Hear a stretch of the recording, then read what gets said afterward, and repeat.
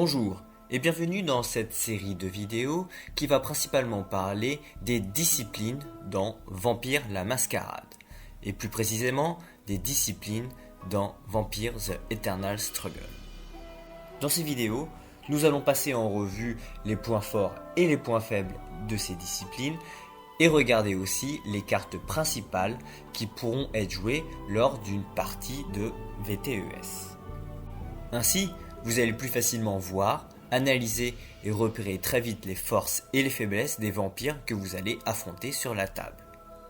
Bien entendu, cette introduction sera commune à toutes les vidéos, donc à la prochaine vidéo, vous allez pouvoir la passer. Bonjour et bienvenue dans cette nouvelle vidéo.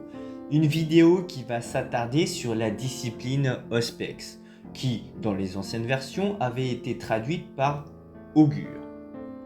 Auspex, dans l'univers de Vampire la Mascarade, est la discipline qui permet aux vampires d'améliorer leurs sens, que ce soit la vue, l'ouïe, l'odorat, le toucher et tout ça. Elle permet aussi de voir des choses qui seraient imperceptibles par le commun des mortels, telles que la vision des fantômes, des choses invisibles. Et on dit même que parfois elle permet de voir le futur. De nombreux clans peuvent utiliser cette discipline, tels que les Malkaviens, les Trémérés et les Toréadors. Anciennement, il y avait les Timicés du sabbat. Et plus récemment, il y a les Salubris, par exemple, qui peuvent l'utiliser. Dans le jeu de cartes VTES, cette discipline est une discipline purement défensive. Vous allez vite voir, la plupart des cartes permettent de gagner de l'interception. Et aussi, la plupart des cartes qui donnent de l'interception ne coûtent pas de sang, ou alors très peu.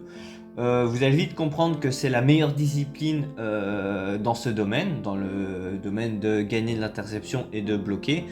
Donc voilà, les gros avantages de cette discipline, c'est la capacité à pouvoir monter très vite, facilement en interception et à pouvoir bloquer les actions de vos ennemis.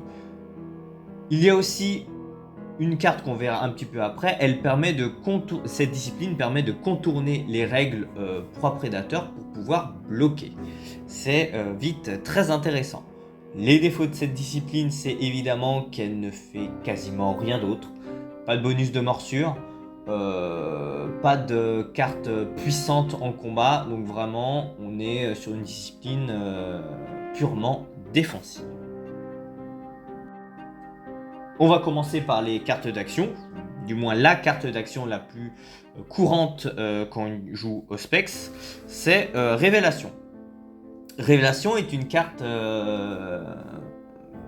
très intéressante, puisque à indiscrétion, qui coûte 1 point de sang, elle permet de regarder la main de sa proie et de défausser une carte. C'est une action qui permet d'anticiper les mouvements de sa proie et surtout, principalement, du moins c'est la manière la plus courante de l'utiliser, de retirer les déflexions et les systèmes défensifs de votre proie. En supérieur, ça permet principalement que votre proie joue main ouverte. La carte peut se faire casser une fois qu'elle est posée en jeu, mais normalement avec votre capacité de défense Auspex, vous pouvez aisément la défendre. Donc voilà, il y a deux cas de figure. En général, c'est la version inférieure qui sera le plus utilisée pour pouvoir contourner les défenses. Simple rajout. J'ai oublié de parler, bien évidemment, d'une carte très importante quand on joue Auspex. Ce n'est pas une carte de discipline, mais bel et bien un équipement qui utilise Auspex. Je veux parler de Ball of Convergence, la coupe de la convergence. Elle permet tout simplement d'avoir plus 1 d'interception si on a Auspex et la capacité de brûler 1 point de sang pour avoir un autre point d'interception. C'est un équipement qui ne coûte rien et son seul défaut c'est d'être unique. Vraiment un must-have quand on essaye de bloquer. Voilà pour tout ce qui a été plus ou moins réédité dans les actions de Auspex et surtout les meilleures. Maintenant on va parler des actions modifieurs. Il y en a peu. Il y a principalement, voilà, comptage télépathique des voix, télépathique vote counting. L'effet en inférieur est vraiment médiocre. Ça permet de remonter le vote sur lequel on joue l'action modifière. Donc c'est une carte d'action modifière qui ne se joue que sur les votes et ça permet de remonter le vote pour pouvoir le rejouer.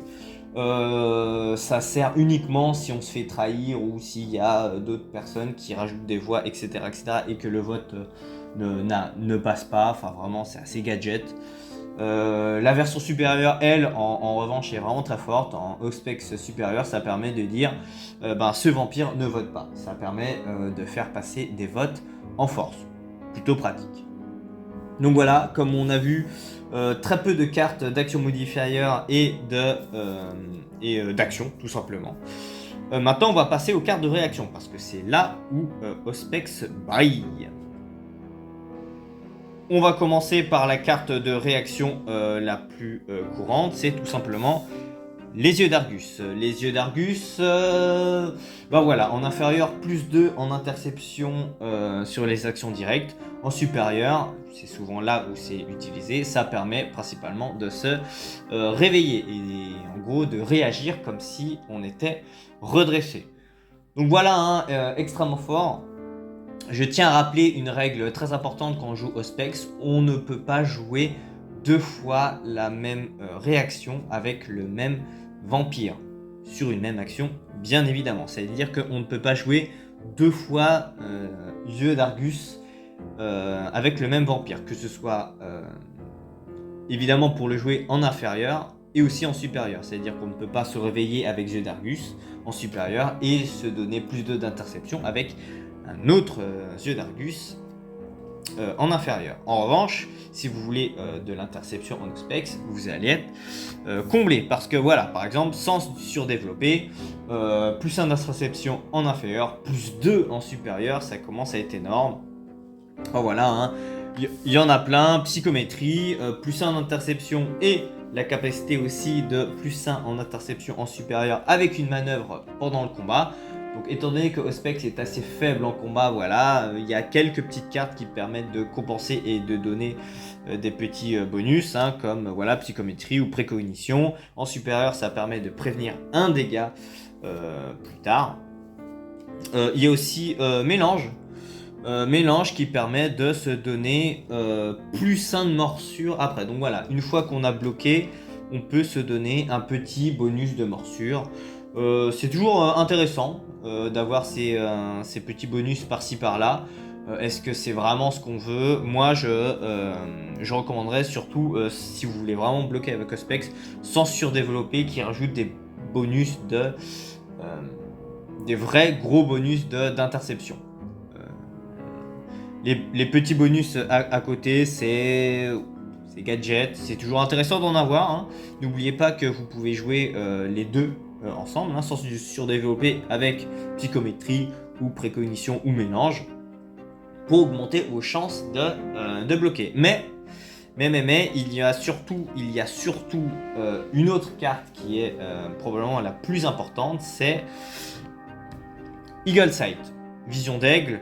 Voilà, en inférieur ça donne plus 1 d'interception, c'est un petit peu comme les 3 qu'on a vu à gauche, psychométrie, précognition ou mélange, mais surtout en supérieur, là on a une des grandes forces de Auspex, c'est d'avoir de se donner la capacité de bloquer n'importe qui sur la table. C'est-à-dire que il y a un vampire qui appelle un vote qui ne vous arrange pas du tout, vous pouvez, à l'autre bout de la table, vous pouvez dire bah non, toi je vais te bloquer parce que je ne veux pas. Il y a un joueur qui va faire son point avec des morsures, vous pouvez dire non, je vais bloquer l'action qui va tuer mon allié, je n'ai pas envie qu'il meure tout de suite. Pourquoi, vous allez me dire, vous voulez empêcher la mort d'un joueur? Et bien si vous avez la capacité tout simplement de pouvoir tuer votre proie et votre, comme on dit, petite proie, c'est-à-dire le joueur qui a été énormément affaibli par votre proie, vous pouvez faire 2 points d'un coup et vous vous dites, bah non, lui je vais le sauver temporairement pour pouvoir le tuer moi-même. Voilà, donc il y a toutes sortes de stratégies qui arrivent avec cette carte. C'est une carte extrêmement puissante. J'aimerais rajouter une petite précision sur cette fameuse carte Eagle Sight.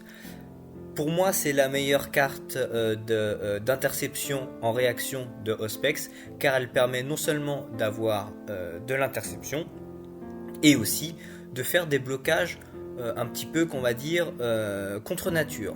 En revanche, en plus de ça, c'est une carte qui peut être facilement cyclée. Si vous avez Auspex en supérieur et que vous n'avez pas besoin d'interception, vous pouvez quand même la jouer en supérieur pour essayer de bloquer votre proie ou votre prédateur, même si vous pouvez déjà de base la bloquer, ce qui permet de pouvoir cycler une carte d'interception alors qu'on n'en a pas besoin d'interception, et donc d'outrepasser la règle de si on n'a pas besoin d'interception, on ne peut pas jouer d'interception. Donc voilà pour l'interception en termes de... avec Auspex, il y a d'autres cartes qui permettent aussi de rediriger les morsures. La plus courante, c'est distraction télépathique. Cette fois-ci, ça coûte 1 point de sang, comme on a vu, hein, toutes les autres cartes de Auspex sont gratuites.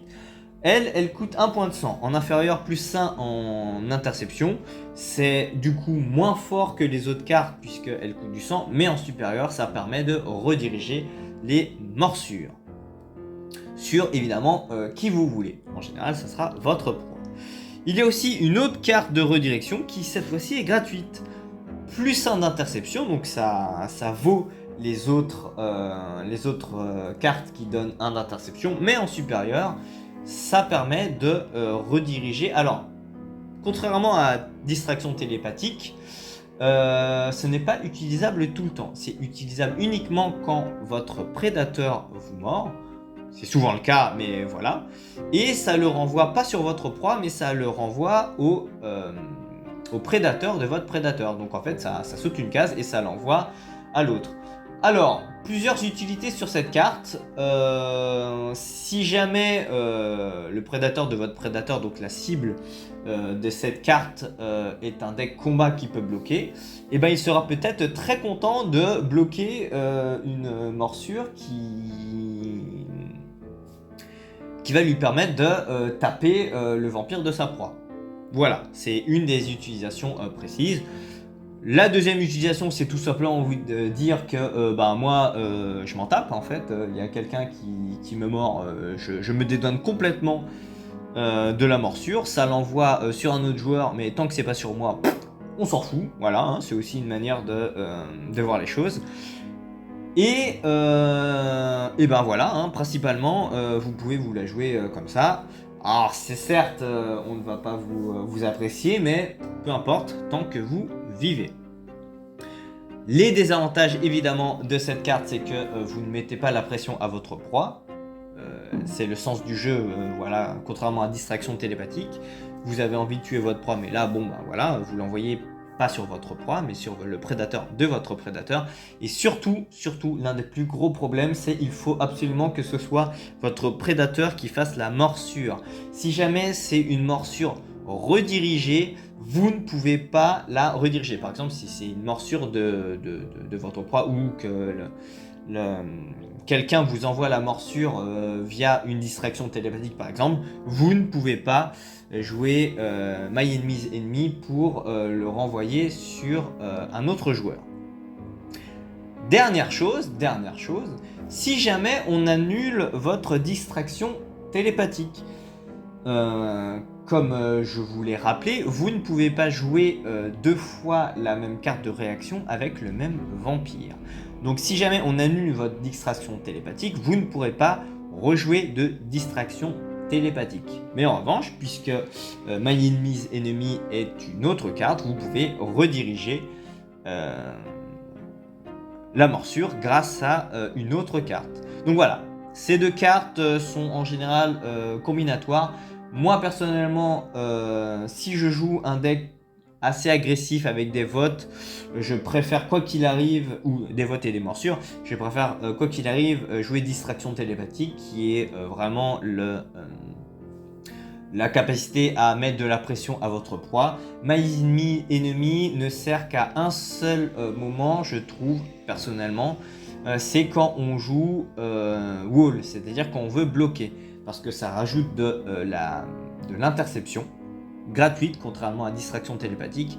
Mais surtout, si jamais il nous arrive des tuiles et que le gars arrive à passer en force, on peut très bien se dire, bon, je vais rediriger la morsure, peu importe sur qui ça arrive.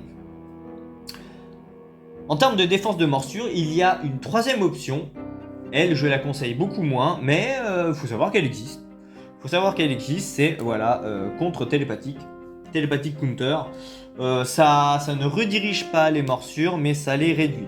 Ça les réduit de 1 en inférieur et de 2 en supérieur. Ça ne... Contrairement aux deux autres cartes qui est distraction télépathique et maïs ennemi qui permet de... qui redirige les morsures et qui, une fois redirigé, incline le vampire qui joue la réaction.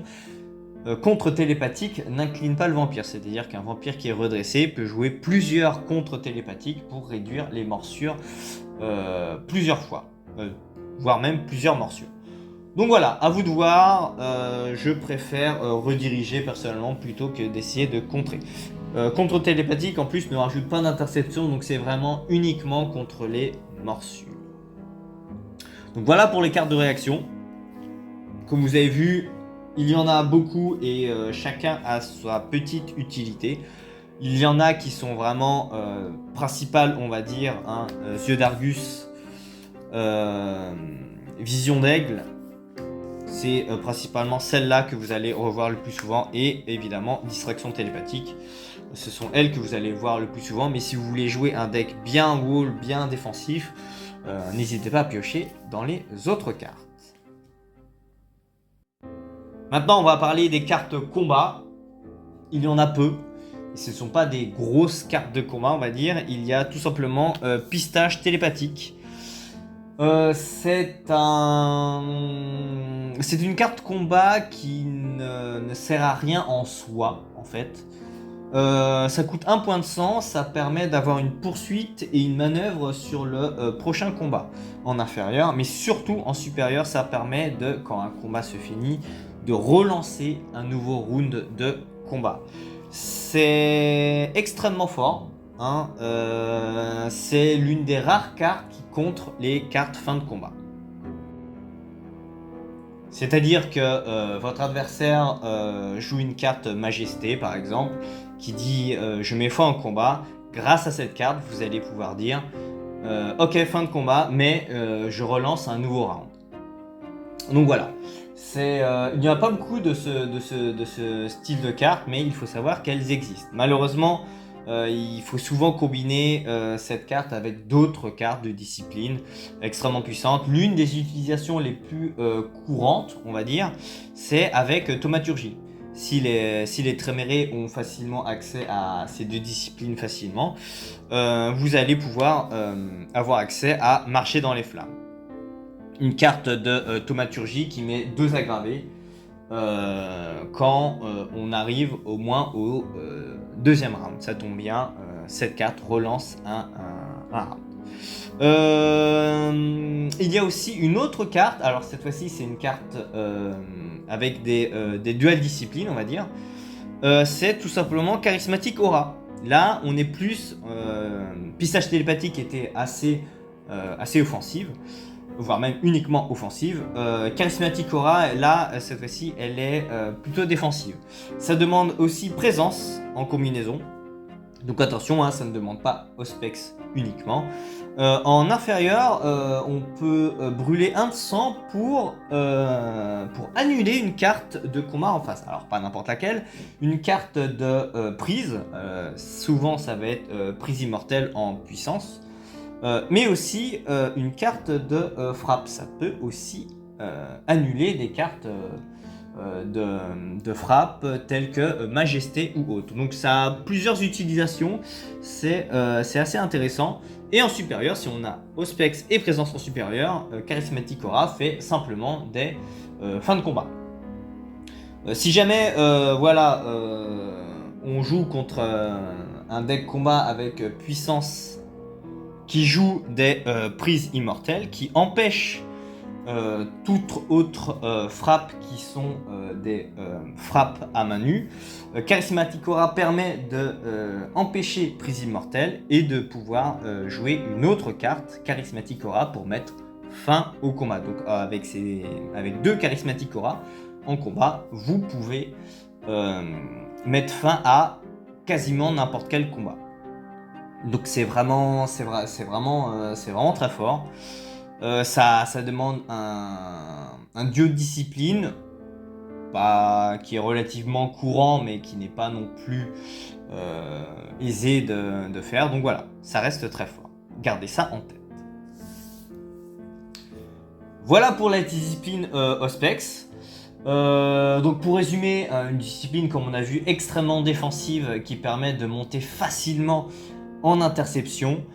Ça permet aussi, avec Vision d'Aigle, de pouvoir contourner la règle de blocage de proie prédateur. Vous allez pouvoir bloquer qui vous voulez sur la table et avoir un contrôle cross-table non négligeable. Et aussi, bien sûr, d'avoir une bonne défense contre les morsures. Voilà, en termes de défense, on est bien. On n'a pas de grande défense, on va dire, contre les votes, outre le fait, bien sûr, de pouvoir bloquer les actions. Et on est vraiment très faible en combat. Il va falloir, parce que n'oublions pas que qui dit bloquer dit rentrer en combat. Donc il va falloir combiner cette discipline avec d'autres disciplines qui permettront de vous sauver en combat. Et bien voilà, j'espère que la vidéo vous a plu. N'hésitez pas à laisser des commentaires si vous avez des questions. Et je vous dis à très bientôt pour une nouvelle vidéo.